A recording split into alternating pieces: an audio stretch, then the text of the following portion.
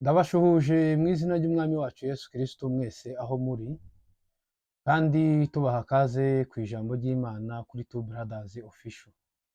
Turasoma mu gitabo cya Yosuwa igice cya mbere umurongo wa mbere tugeze ku murongo wa kabiri.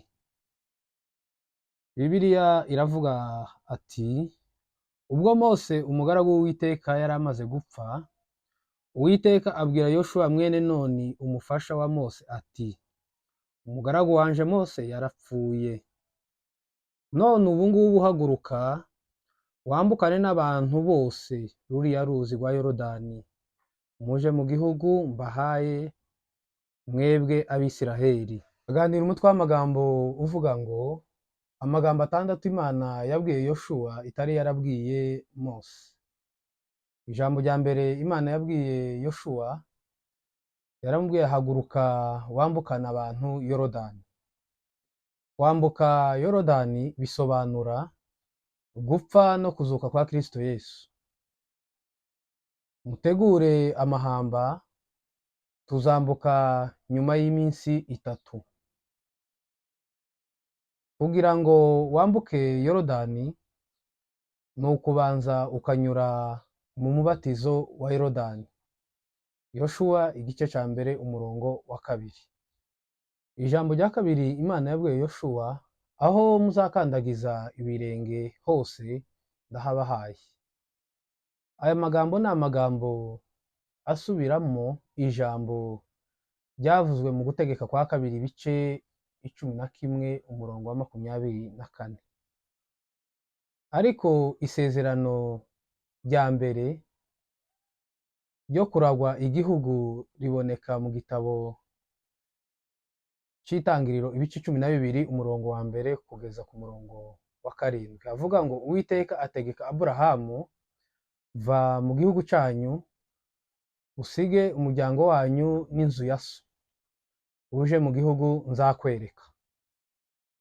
Iyo Imana iguhamagaye uva mu mico yanyu, uva mu nshuti zawe, kugira ngo utekereze nka Kristo Yesu.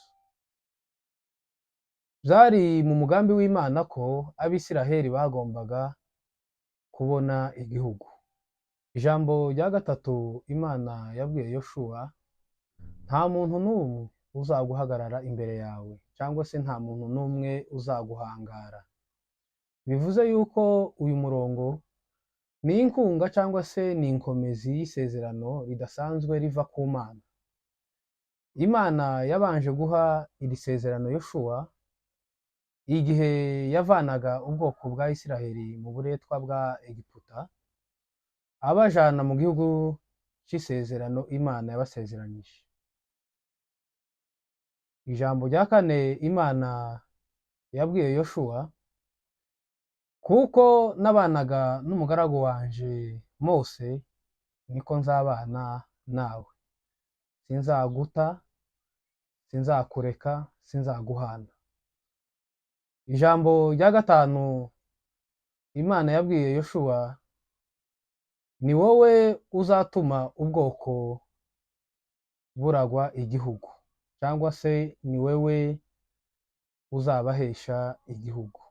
Ijambo rya gatandatu Imana yabwiye Yosuwa, ibiri muri iki gitabo uzabihamirisha akanwa kawe, amategeko, ijambo ry'Imana n'amabwiriza y'Imana. Uzubitekerezaho ku manywa na nijoro, kugira ngo ubone uko ubikurikiza, nibwo uzahirwa inzira zawe zose. Amahirwe yawe ni wewe mugisha w'ibyawe byose.